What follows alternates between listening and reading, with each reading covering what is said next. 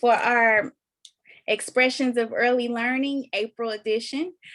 Today I have some wonderful friends and family. I will be transparent with us who are here to talk about Week of the Young Child. As you know, we just finished up Week of the Young Child. And if you don't know, well, I'm glad you're here so that you can learn.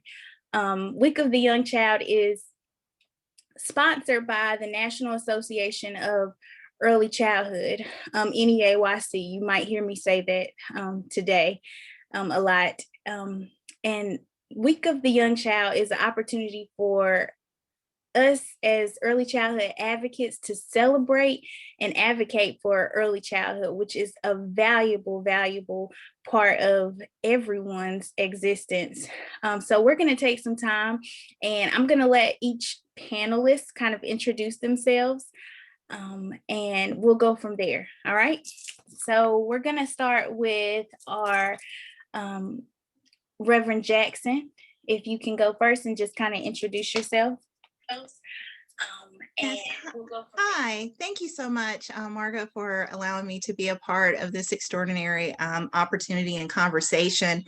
So once again, my name is Reverend Trina Jackson. I serve at New Zion Missionary Baptist Church here locally in Greensboro, North Carolina, and I'm also a parent of 8 children.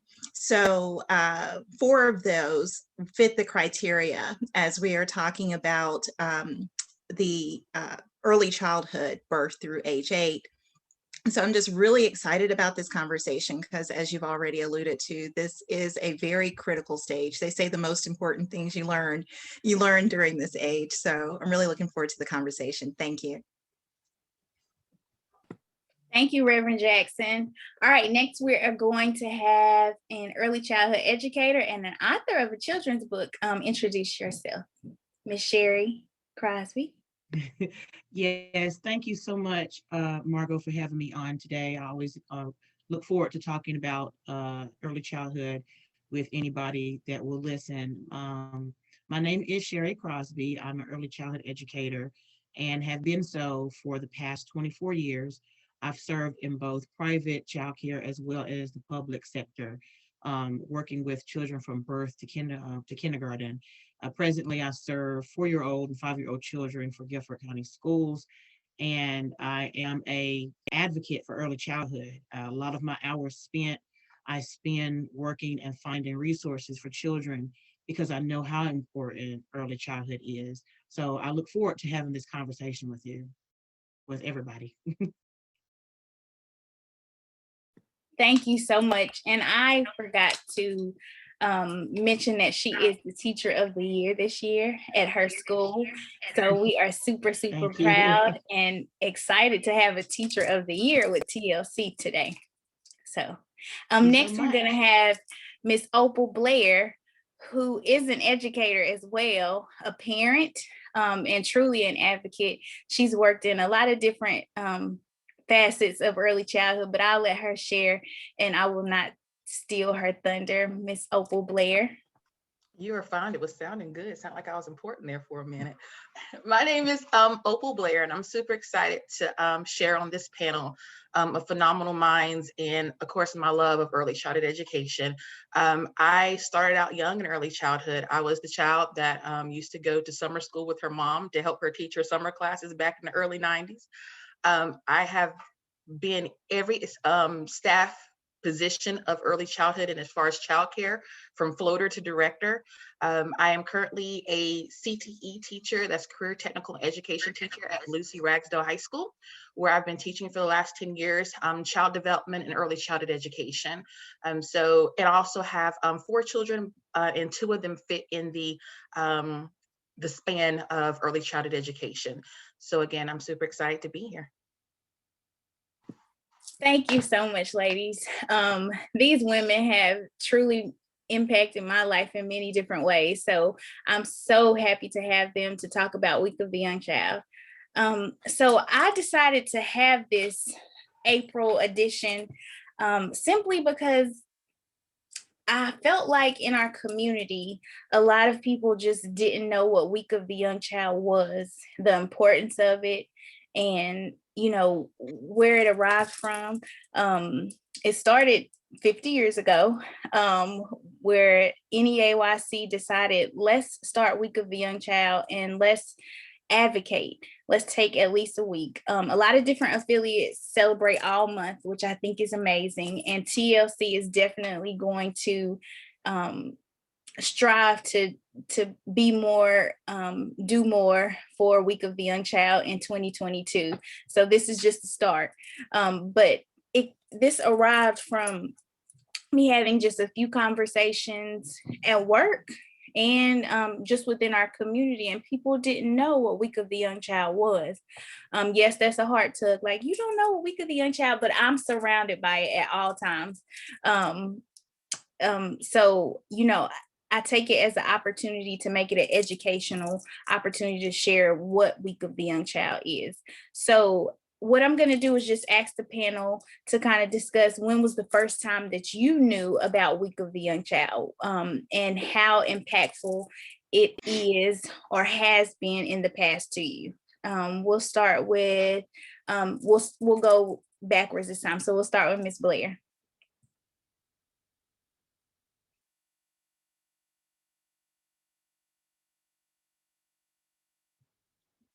All right, did she freeze? Yeah, I thought it was me. Okay. There she goes. Okay. Okay, I'm sorry. There was some freezing going on. What was the question? Just simply tell us, when did you first learn about Week of the Young Child?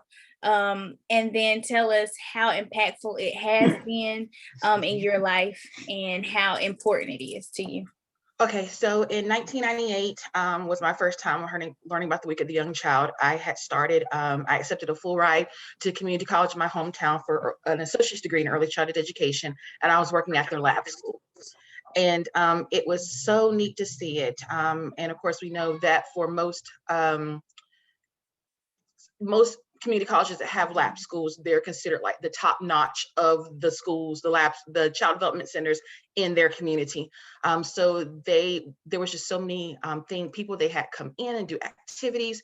We were able to be very creative in what we did for the children, and it just blew my mind, the importance of how they were really giving so much interest and so much love to a week. And we ended up doing it for the whole entire month, but they really had a lot of things going on, having parents come in to do things. And it was really neat, even down to the infants. And that sometimes I think that people think, oh, you can't do anything with infants. But they still were able to do some really neat activities, even all the way down to the infant room. So that was my first experience, and it was really, really neat. All right, I love it. My heart is with community colleges. Currently, I'm an instructor at a community college, and some of my students even there was like, "What's Week of the Young Child?" So we took an opportunity to really highlight it this week. Thank you for sharing that with us, Sherry. Ms. Crosby, sorry. Okay.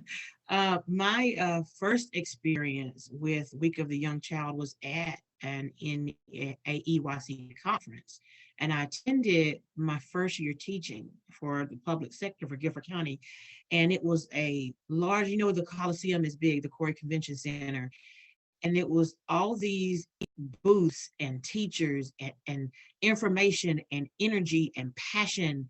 And they were talking about the Week of the Young Child at this conference. And I'm telling you, if I didn't have a fire in my heart before I started teaching that my first year, I had it when I left.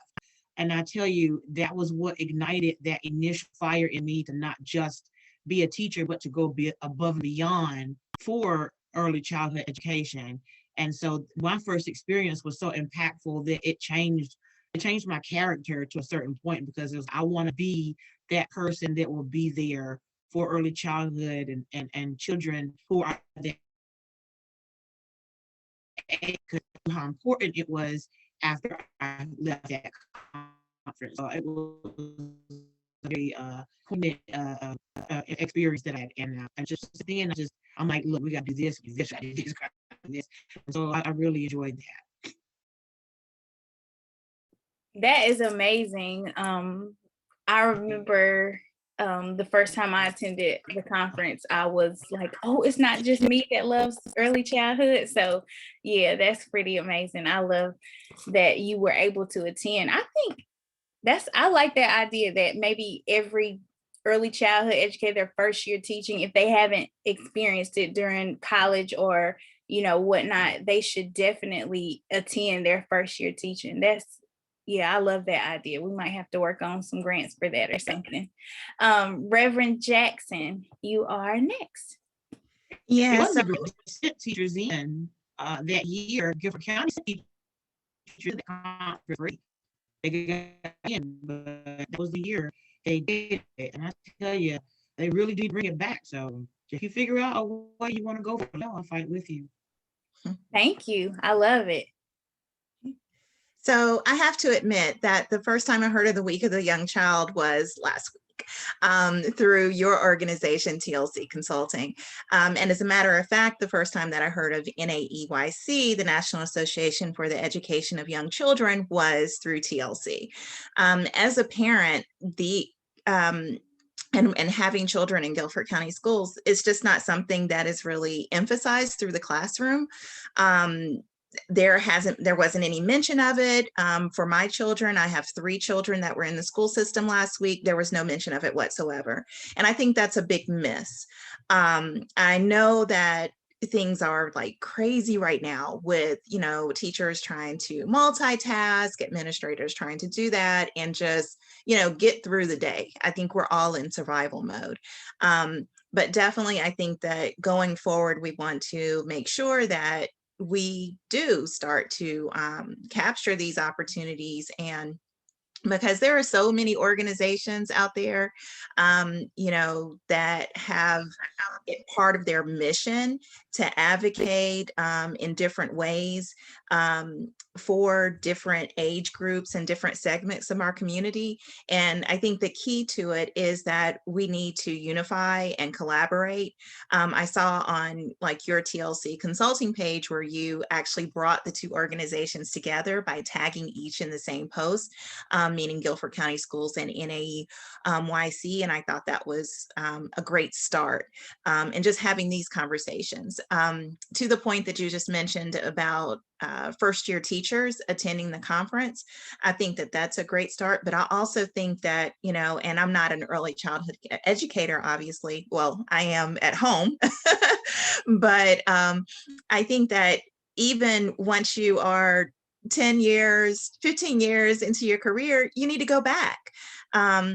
It's like one of my children's teachers, she's been teaching now for 30 years and she gets tired and frustrated. And we have this conversation sometimes, and you still need that encouragement to revisit what your purpose is, I think, and also to learn and engage of new strategies and ideas.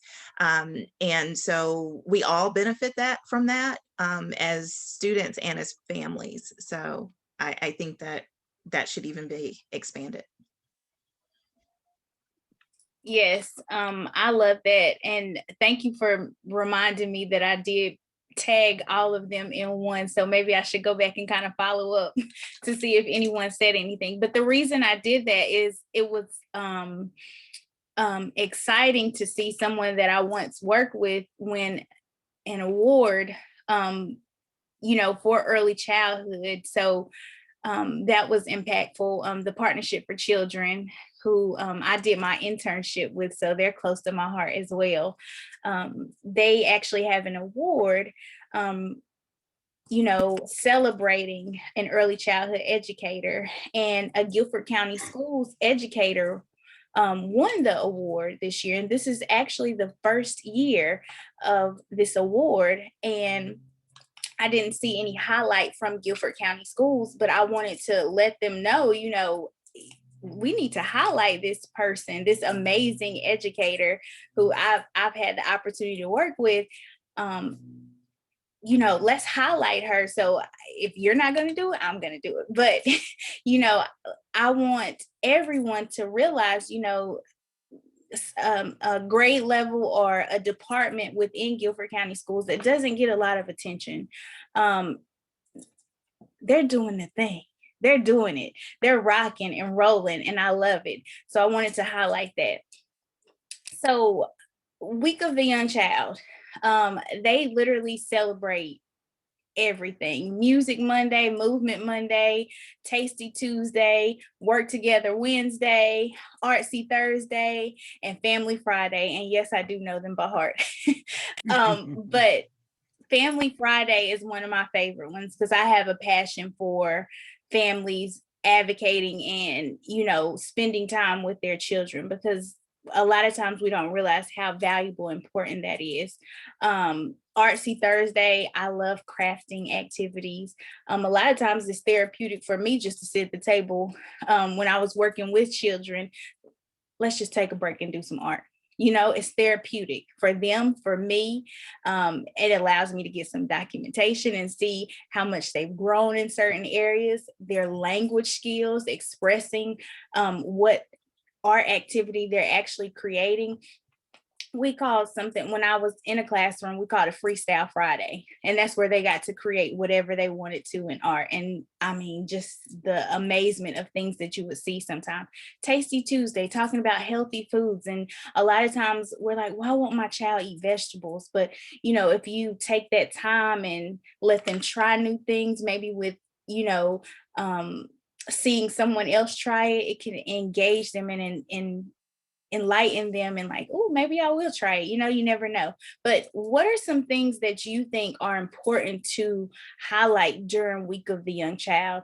And I'm going to start with Reverend Jackson and go the other way, but in your home per se, what are some things that you think that you could do just to, you know, you're with your children every day, and especially right now during the pandemic, but even when they were in school, what are some things that you think could be done as a family entity to celebrate Week of the Young Child? And then Ms. Crosby and Ms. Blair, I'll let you talk about things that you can do or things that you think we should do that maybe haven't been done, or things you've done in the past that really highlighted and sparked the interest.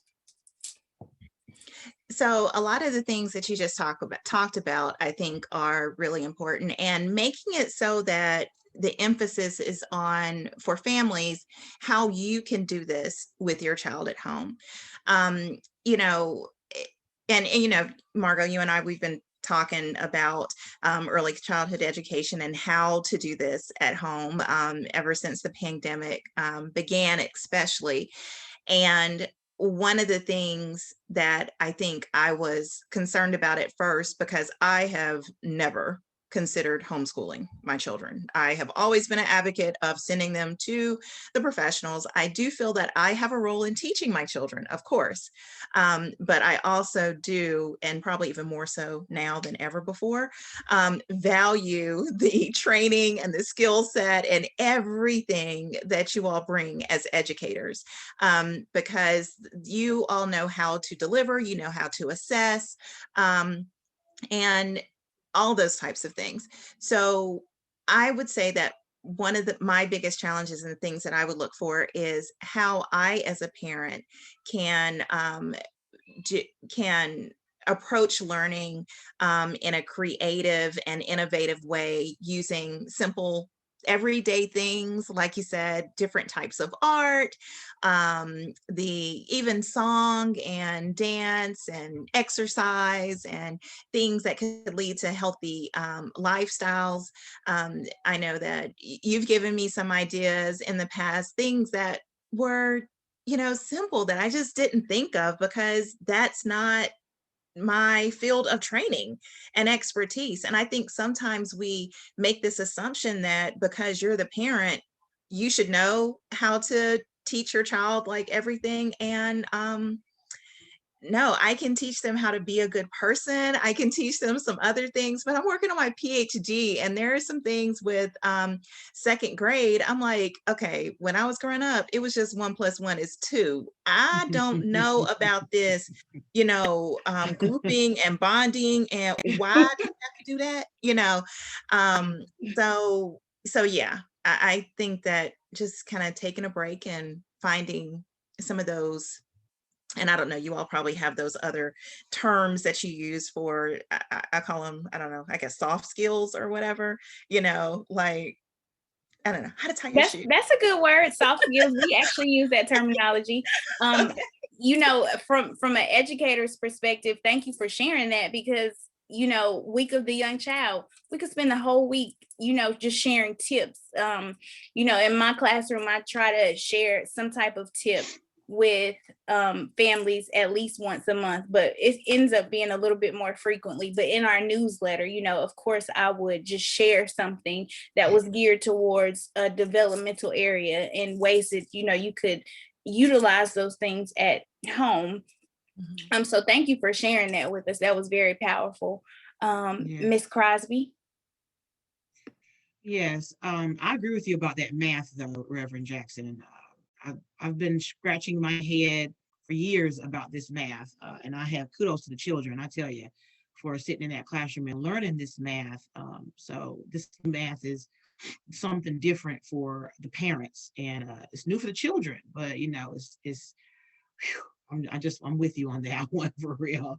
But as an educator, it's my job to help a parent to bridge that gap between the classroom and the home. And so to bridge that gap, what I would do, for example, the week of the young child, we were doing activities, and I'm sorry, my son has decided for this Zoom meeting that they were going to show up today. So I'm not being gross or anything. I apologize ahead of time. But the my job as the classroom teacher is to create experiences that parents can relate to and that are applicable in their home, meaning that it's not going to require them to go to the store and buy a bunch of ingredients, materials to do these activities. We need to break it down, simplify it, and also explain the importance to it as it relates to how children are developing at the age that they are. So for example, for Music Monday, what I did was we did a music activity at school, and then we recorded ourselves doing the music activity. And then I shared it with the parents so that they could do it at home, because the children know the song. But when they get home and what did you sing today? And it sounds a little different by the time they get to the house. So parents are really enjoying being able to see their children engaged in an activity at school that they can also do at home. So the activities that they had spread out for the week were jumping boards or springboards for me to stand in that gap and help children take these experiences home, because you know, you make them responsible for their learning as well. It's your job to go home and do blah blah blah. And on the other end, I'm telling parents, when they get home, they're going to tell you A, B, C, D, E. This is what they mean. This is what's going to happen. They have to choose to participate. And that's the hardest part, is that you send it home and you can be passionate and you can be creative and you can talk about it all day. But unless that parent then chooses to participate, it's just going to sit there like a rock. But you know, if you make it important to that child, they will go home and bug their parents to do this activity. And so that's my job as an educator, to make the child responsible for their own learning, to create activities that families can do without digging into their pockets too much, and explaining the importance of how it relates to learning in the classroom and then connecting that learning back into the home. So, and then you cross that bridge and you connect one side with the other. And then once parents realize they're just as important in the educational experience at home as I in the classroom, then they become your partners. And once your partners, I tell you, like Margot said, it's all about those family connections. Once that family is connected to the learning and to the classroom, then that's it. They're connected forever, and you want to keep them there. And the Week of the Young Child does a great job of creating experiences that are doable at home for families. Yes, thank you. Two things stood out to me. Well, a lot of things popped into my brain, but two things I was like, okay, I got to make sure I say something. You said educator, and anyone who knows me knows that I'm passionate about using the words educator versus teacher. And I say that because an educator has passion. Yes, teaching is a gift. And, you know, some of us have it, some of us don't. But sometimes when you just say the word teacher, it's almost the equivalent to saying daycare versus childcare. Right. I'm an educator. Teaching is only part of what I do. You know, sometimes I end up having to hug, or maybe not now per se, but sometimes we're end up being that counselor. Sometimes we're making those connections in the community. Okay, well, we might not offer this service, but I know a church down the street who does this. They have a food pantry, whatever it is. We're going beyond, and so many agencies within our community do that. The Partnership for Children, they're amazing agency. Bringing Out the Best is another one that just popped into my head.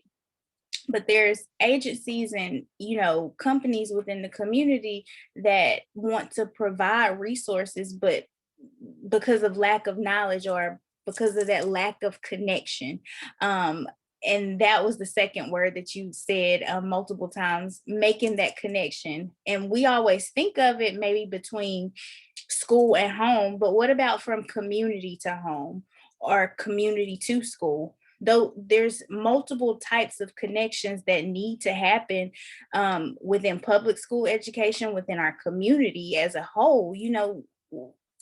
We could be in a lot better place if we just connected things together. So that's part of TLC. I want to connect with children, with educators, and with the community. So that's our purpose for having this platform and trying to do that. Ms. Blair, Yes, you're it's up my next. hope that I hope that TLC will work with Reading is Fun Run, because we got a lot of the same goals. So whenever we get back up and running again, I'm looking forward to working with you in that area. Yes, definitely. And she just mentioned, sorry, Ms. Blair, but she just mentioned the Reading is Fun Run. And I'm gonna let her share, not right now, but in a few minutes, maybe towards the end, Yeah. the importance Yeah. of literacy and whatnot. So Ms. Blair, I'm gonna let you go, but don't forget to share later. Right, well, Miss Crosby, she knocked it out the park with the classroom part of the Week of the Young Child. So I'm going to take it from being an educator in the high school sector and how I present it to my students. For my honors early child education level 1 and level 2 course, prior to the pandemic, when they were going to internship 3 days a week for 3 hours every day that they would go, during the Week of the Young Child, I definitely want to, and prior to the Week of the Young Child, prepping them on how to observe, the different ways to observe, because I want them to come back and share with me what they took away from the Week of the Young Child, and to see their excitement, because they could tell the difference every year between what a regular day at the Child Development Center was. Even though amazing things happen, it was like an moment on the Week of the Young Child. And also was neat to see how passionate the Child Development Centers were with the Week of the Young Child. And I will tell you, and she personally was my daughter's teacher or educator when she was in pre-K, and she definitely will be missed. But Miss Jackson over at Union Hill Pre-K, I had my students go there, and my daughter had the opportunity to be in her class, and she, when I say rocked it out, to the point where my other students that were in other areas at Union Hill would want to come over into her classroom to see what was going on. So just to have those amazing experiences, and we will talk about them. So what did you see? And they would get so excited to know that how much you can get out of a conversation with a child over sorting colors. How much you could get out of a conversation with a child of a book. And then one of my students would say, Miss Blair, every time I go in the classroom, the same child will come to me and want me to read this book. I said, well, you've acknowledged that that's their favorite book. So now what can you do with that? How many questions can you ask? How can you get them to think about, well, what would you do if you were the child in this book? So to get them to start, that concept of thinking outside the box. And then I would always like to throw things at them in the classroom with different scenarios to get them thinking. And then also I love theorists. So I would throw in theorists too. So I think the Week of the Young Child, they loved it, but I think as a goal, as an educator, especially for early child education, having to be a part of, or hoping to be a part of, igniting that passion for them to go on to be educators, and many of them have, is to have Week of the Young Child technically in my class every day, And so it's been awesome, and it's awesome to see years down the road, to see those same students that are pre-K teachers or a director at a childcare center. I currently have one student right now. I taught her 8 years ago, and my children go to her growing the distance tutoring after school program. So she's done her own thing. So it is amazing to see, and you can tell that for them to understand the importance. And I tell them, children learn through play. So anytime you see children doing things like, I am a stickler, I cannot stand, and I'm sorry, but I can't stand to see pre-K children, 3-year-olds having worksheets. It just does something to it does something to me. Okay. I had to teach my students when I have them make lessons, and they have to do lessons in the classrooms, and they will say, well, I'm going to just print out this clip art. You can print it out to trace it on construction paper, and then you can make more sets, but we're not bringing in, the worksheets, because when you do that, you're like you're putting a halt to the creativity. And then the child wants it to look just like yours, so you let them be creative with it. So yeah, it's just amazing. It is. See, Margot, right there. That is exactly why we have trained professionals. Because when she said that, she stepped all over my toes, because every day I have my 3-year-old, I sit them down with a worksheet. Thank you for your transparency. But those are things that, so in the learning environment, I'm totally against worksheets. I believe in, the freestyle, the play, as Ms. Blair was talking about.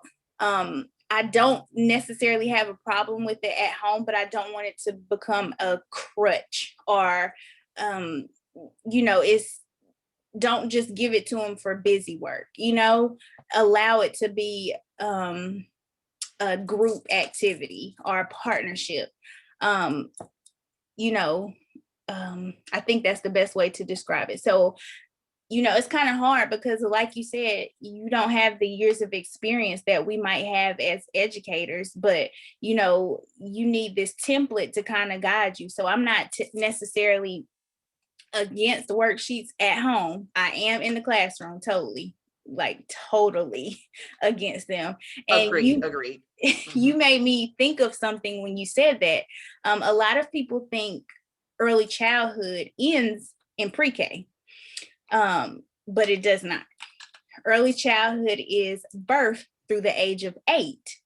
As you know, many 8-year-olds could possibly even be in 3rd grade, but really 2nd grade, as far as in public school or, charter school type things. So think about it from the perspective of, now I'm going to tell you this. Week of the Young Child for 2022 is April 2nd through the 8th. April 2nd through the 8th, 2022. So we have a whole year to plan for things that we could do for the age of birth through the age of 8. So that's going to be our next little mini topic of discussion. What can we do? Thinking of all of that's an age range, birth through the age of 8. What can we do to advocate for children, their educators, and think about all stakeholders. Think about families. How can we advocate for them to learn more, to make them themselves more aware, even from the hospital? What can we do to advocate, to provide them knowledge and resources, to help those critical years grow their children in unimaginable ways? But think about that. So what can we do? We got a whole year. It's April 2nd through 8th of 2022. That's when the NEAYC will celebrate Week of the Young Child. Now, a lot of different agencies might celebrate it a different week, but it's usually during the month of April. And some agencies, like I said, or some affiliates of NEAYC celebrated the whole month. They call it Month of the Young Child versus Week of the Young Child.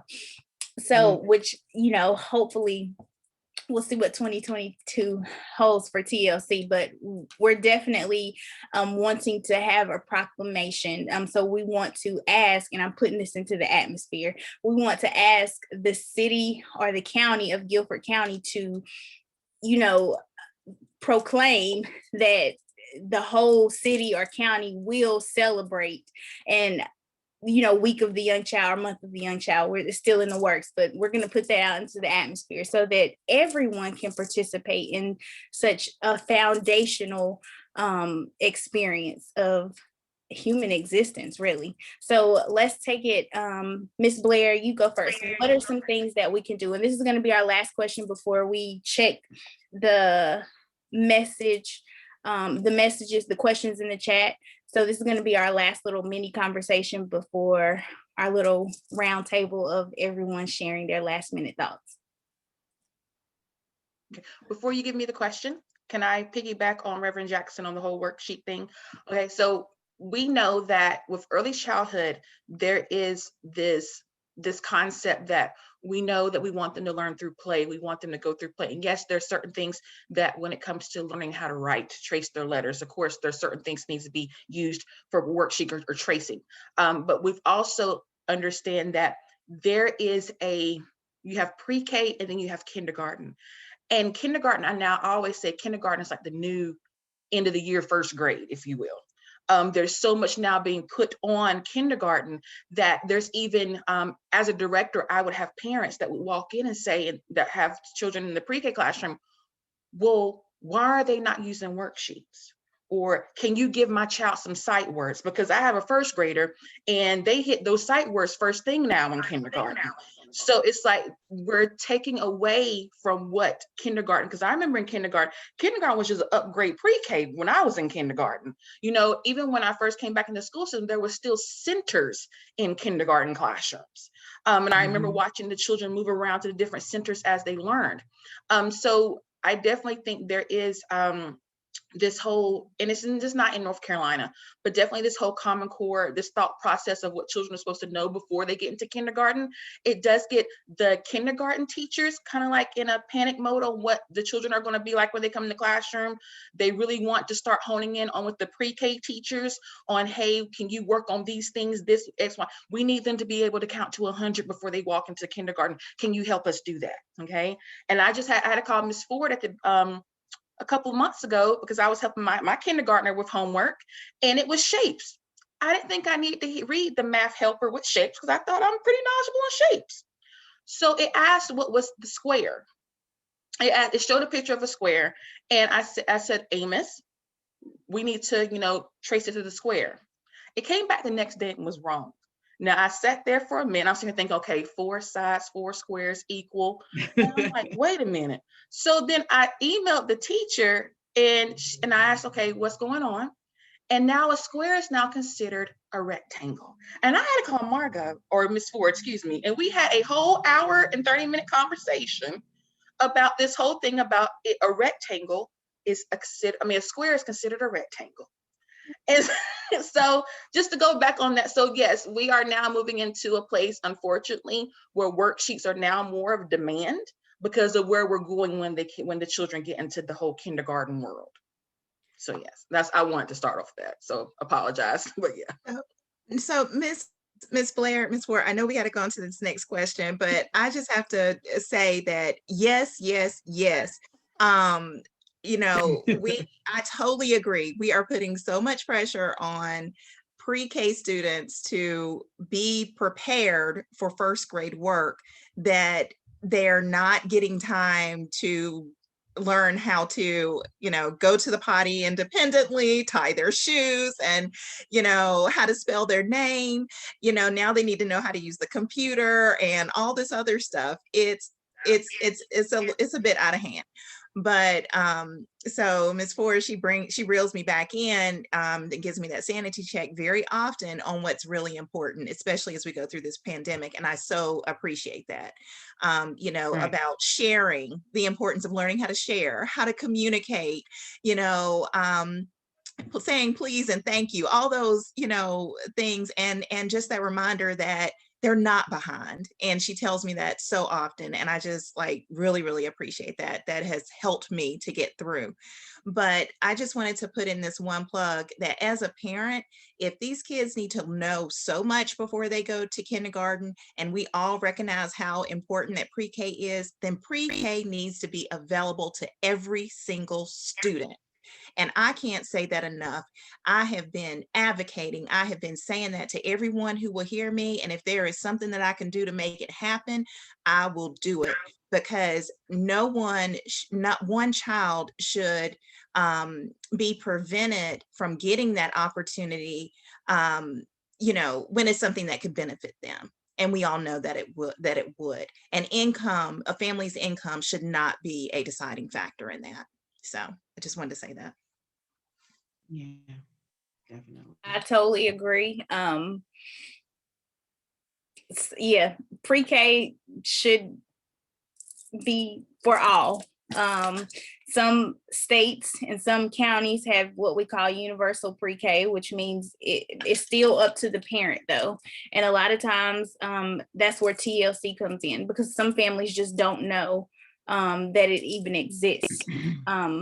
Yes, in 2021, some parents still don't even know that pre-K, early learning free for your 4-year-old, and possibly they have early Head Start to 3-year-olds, but they don't know that those opportunities even exist. And we as a community, that's why we have Week of the Young Child, to share those opportunities with families and with the community, so they can tell someone else. I still have a little old school in me, and word of mouth is powerful. So just having that conversation in the grocery store with someone, I laugh when Sherry and I go somewhere. I promise you, we're almost like magnets. It's almost like kids just know, ding, ding, ding, ding, ding, ding.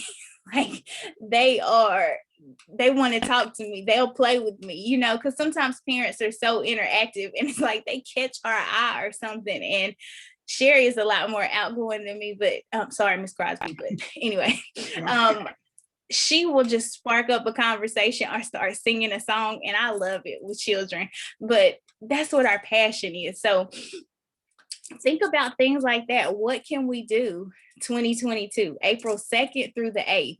We're starting a list, and I'm going to have to go back through. This is going to be recorded, and it's going to be on our TLC YouTube page.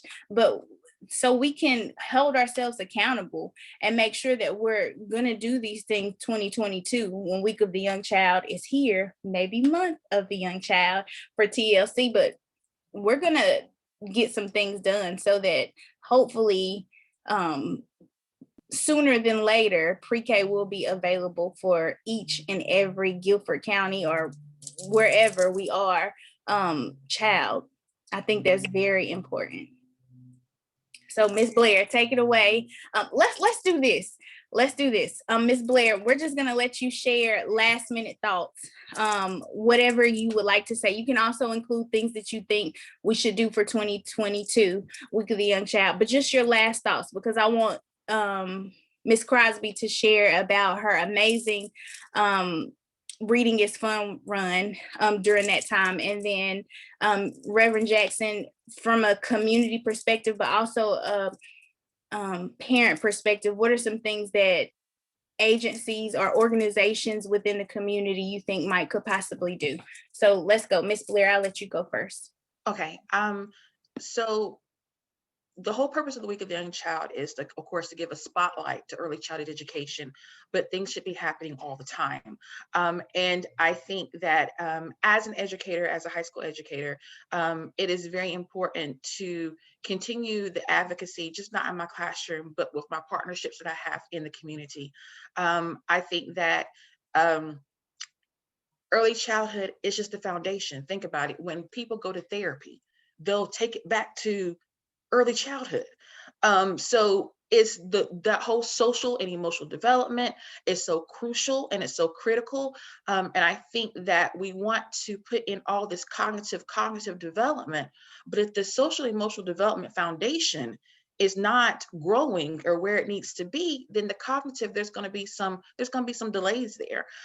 So I really do think that we need to understand that, the early childhood world, it needs to be highlighted. Just like we are in the public school sector or in the elementary world, the early childhood world should be just as amazing. And we shouldn't look at it as, oh, they're just babysitters.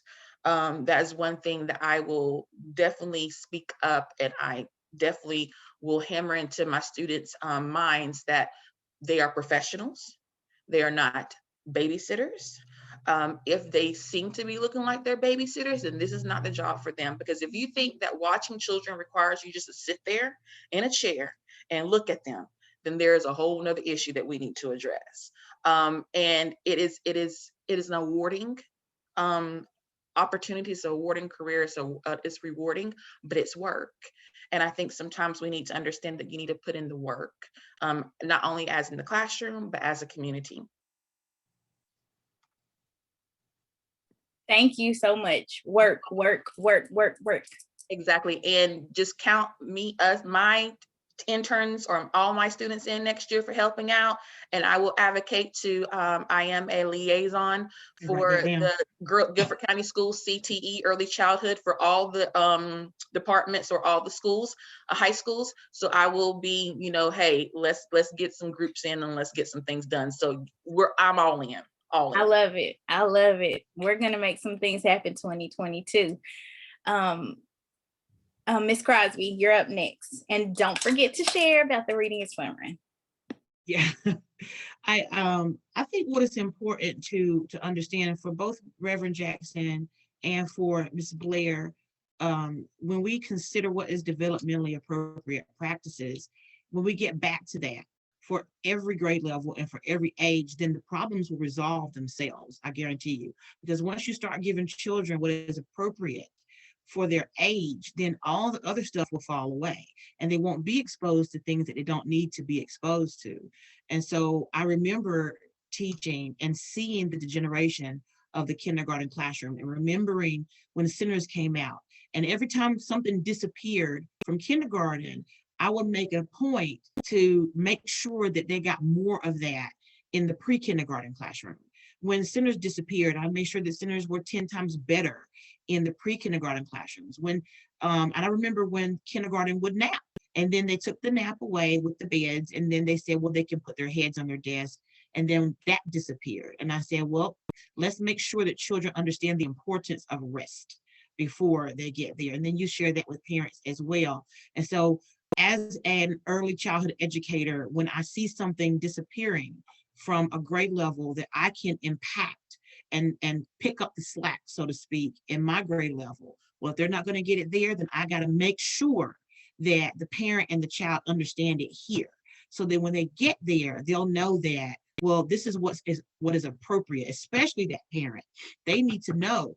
Be an advocate for your child. It is your right to step in and ask questions and ask for suggestions of things that you can do at home to be to help your child more and to do things that are appropriate for your child at home. And so I believe that next year, I'm all about bridging the gap, bridging the gap, bridging the gap. The whole Reading is Fun Run event is about bridging gaps between the community, between the student, between the parent, between the child.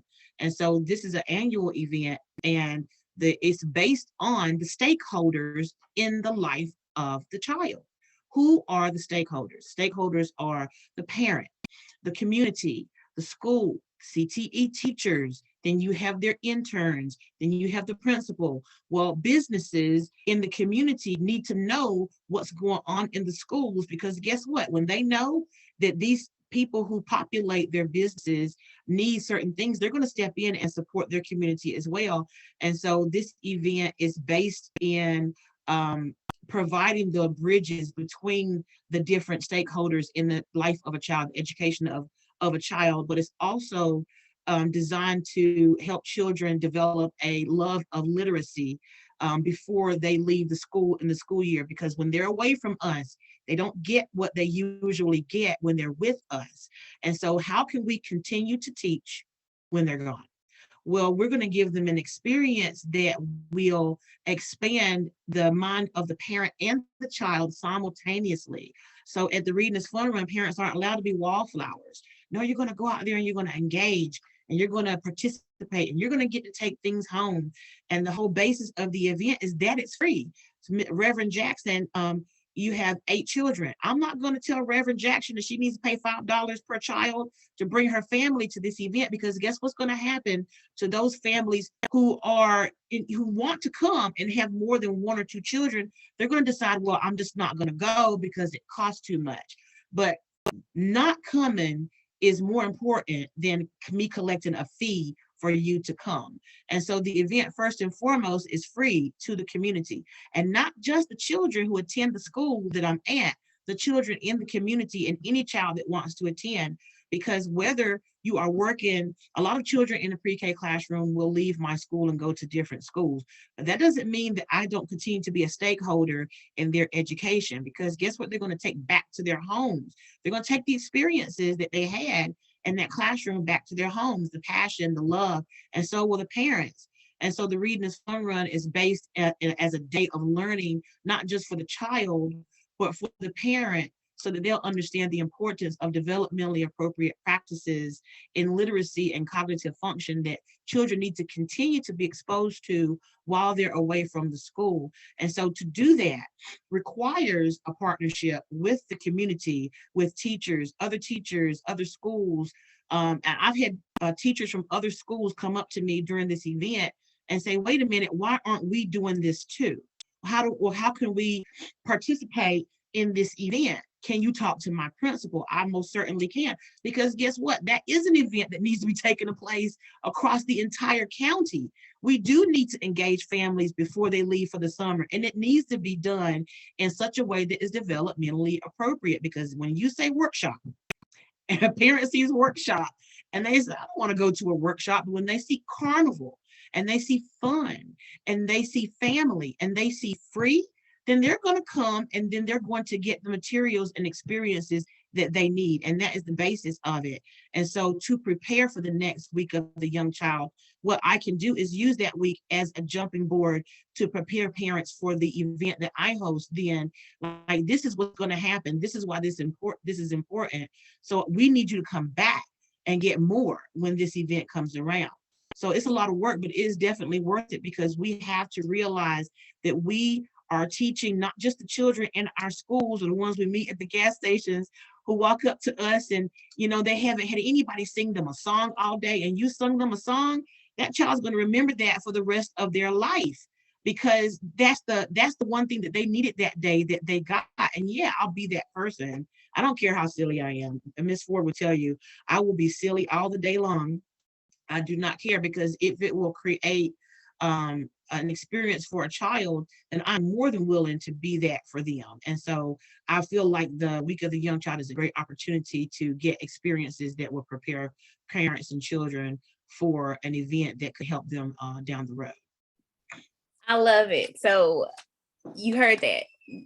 2022 Week of the Young Child, we're advocating and advertising for the Reading is Fun Run. And trust me, if you have not been, it is an experience of a lifetime, not only for children, but also for parents and the community as a whole. Like, the Reading is Fun Run, until you have experienced the fitness with the literacy and just that jump start for the summer. Like she was saying, during the summer times, they're not getting what they usually get on an everyday basis during the school year. And it's so important for parents, educators to get a jump start on what is it going to look like this summer? How can I still engage my child with literacy, with fitness, with activities, with communicating with them? I might not be able to do what the educator does in the classroom, but I can do this. And the Reading is Fun Run sparks you to do those things. So yes, we're on it. Before I forget, before Ms. Jackson begins, educator and a business owner from the Charlotte area is asking, can you bring the Reading is Fun run to Charlotte. So I will make sure that I connect you with this educator and business owner in Charlotte, and hopefully you all can get that started. That was amazing. This is why we have these events. And also someone, an amazing educator within Guilford County as well, shared a book, and I'm trying to scroll back, but Miss Perry, if you can write the book, it was something about worksheets, don't grow something, I can't remember, but she wrote it in the messages. Miss Ford, it said worksheets don't grow dendrites. Thank you. That's a book that we should maybe do a book study with within TLC, who knows, but we can look into that book and see what it's about. But she used that as a reference. And we have one more thing before Ms. Jackson. I saw Miss Fran Caraway, who is won the award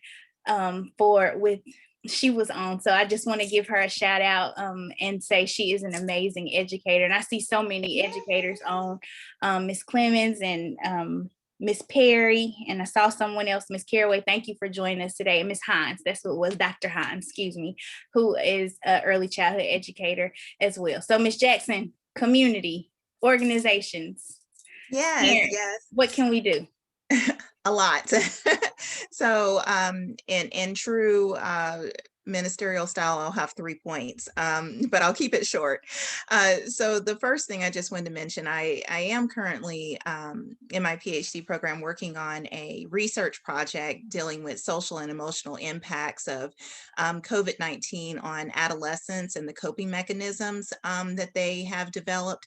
And in that research, one of the things that I have found is there is an absence of addressing, even though the focus of my research is on adolescents, so that's age 10 to 24, there is still an absence of research that has been done on younger children. Concerning the social and emotional impacts of COVID-19 and the coping mechanisms that they're using.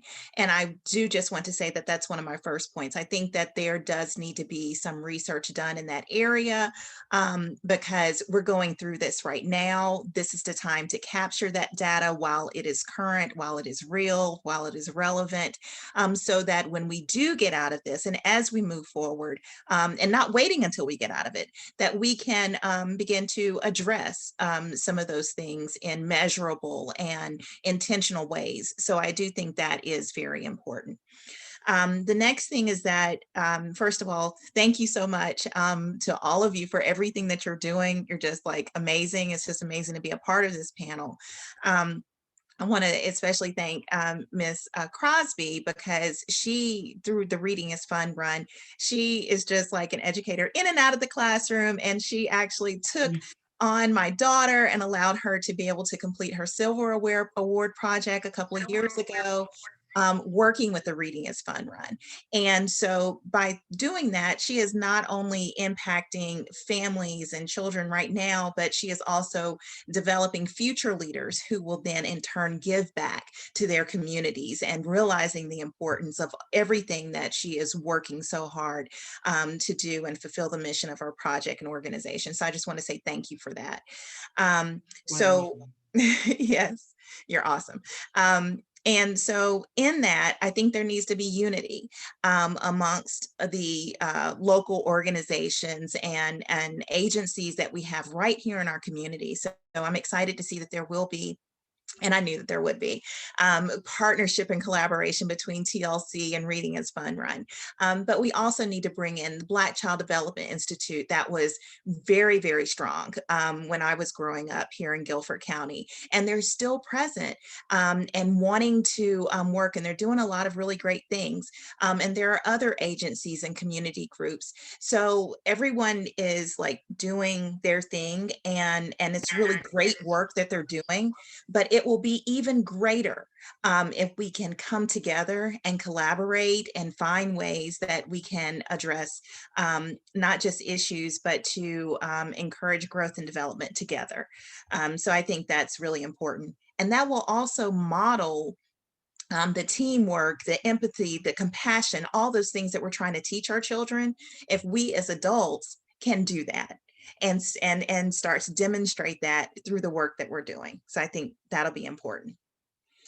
The last thing that I wanted to say is in regards to the Week of the Child. First of all, that title kind of bothers me a little bit, and I'll tell you why. Because I think every week should be the Week of the Young Child. It should not just be a week. So I'm all on board and cool with there being a week where we celebrate, where we remind people and reinforce.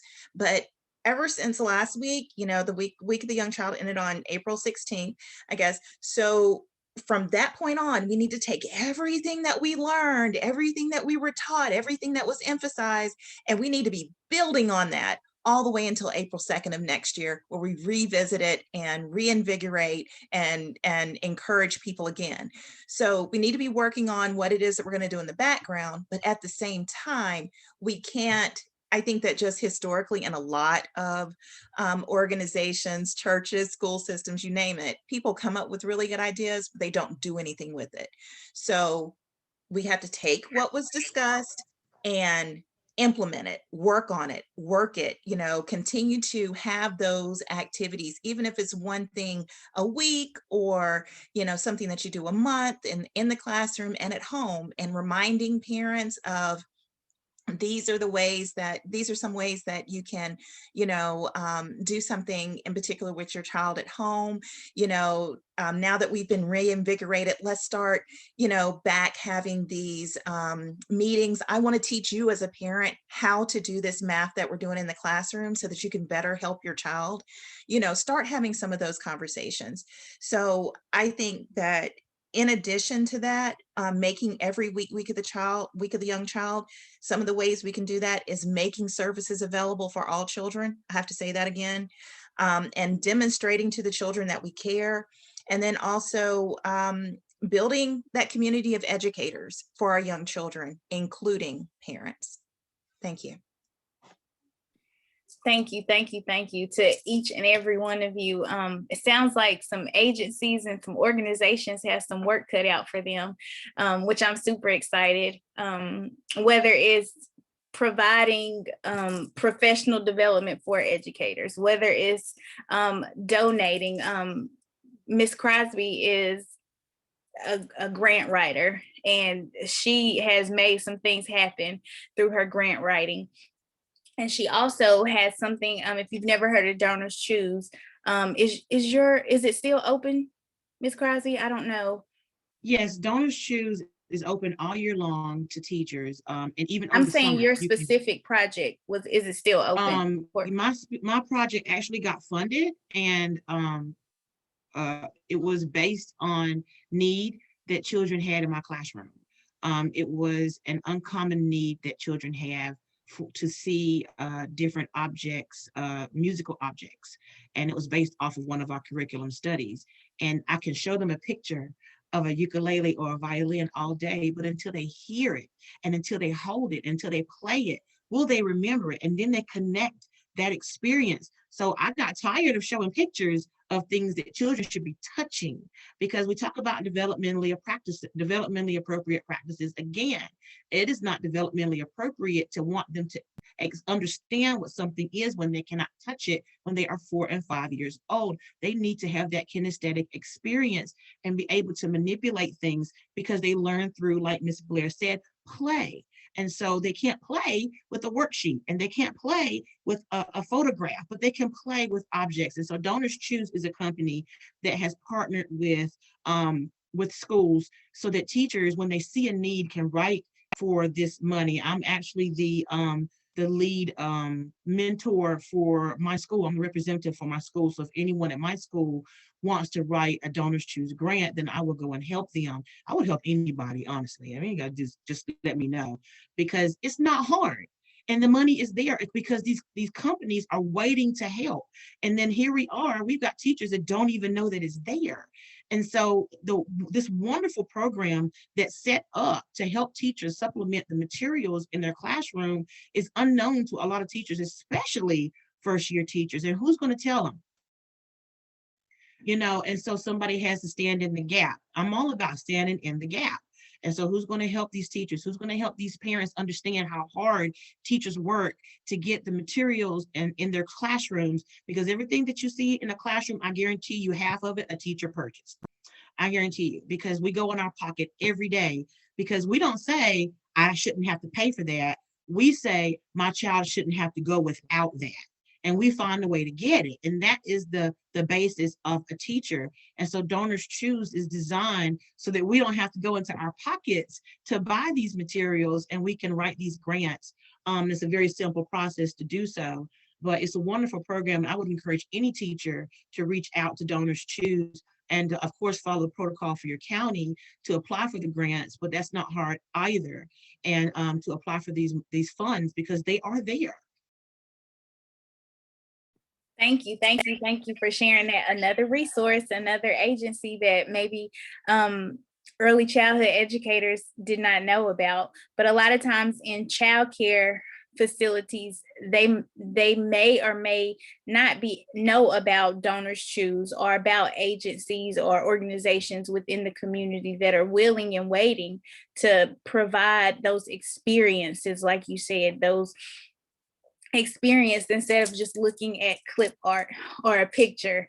And even I just thought about that. What if Miss Blair's student interns were able to connect with an agency that was able to those lesson plans that they have to plan? Because I remember taking that class in high school, and it was me trying to draw something myself, but what if I was able to connect with the agency that provided the actual ukulele, or provided the actual whatever it was, whether it's hula hoops or whatnot, activity. So this is what it's all about. I'm gonna just say thank you again. I don't see any more questions in the feed. If I've missed anything, please, I do apologize. And like I said, this live will be on Facebook, but it will also be on our YouTube channel if you would like to watch it at a later time. Thank you so much to each of our panelists again for joining us just to talk about Week of the Young Child. And do not forget, we might change it to Month of the Young Child or Day of the Young Child, but we will celebrate with NEAYC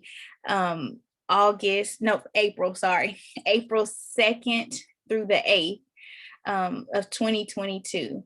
And each of these educators, parents, advocates, authors, business owners that are on this panel right now, we say thank you. To the ones who are watching, we say thank you for joining us today, and we'll see you next time. Thank you, Ms. Ford. Yes, thank you. Thank you so much.